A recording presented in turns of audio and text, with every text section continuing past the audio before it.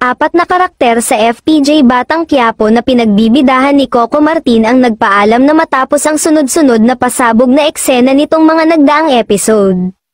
Sa latest episode ng serye, nauna nang nawala na sa kwento ang karakter ni Elsa, na ginagampanan ni Ate Gay. Nagbabawas naman kasi talaga na ng tao si Coco sa nasabing serye.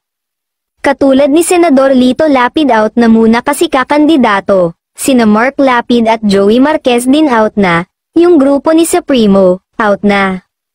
Tapos na rin ang karakter ni Sir Jaime Fabregas na si Don Facundo, Miss Tessie Tomas, Noni Buencamino at Ara Davao. Sa pagkawala ng maraming karakter ay aasahan daw na may mga papasok na mga bagong artista sa programa. Katulad ng Kapuso Stars na sina William Martinez, Ariel Villasanta at Anjo Iliana, isa nga lang sila sa mga madadagdag na mga pangalan sa Batang Quiapo na mapapanood na rin sa mga susunod na araw sa programa. Samantala, patuloy na nangunguna ang serye ni Coco sa taas ng ratings nito, kamakailan lamang kasi ay muling nakakuha ng mataas na ratings na pinataob ang mga kalabang serye ng ibang network.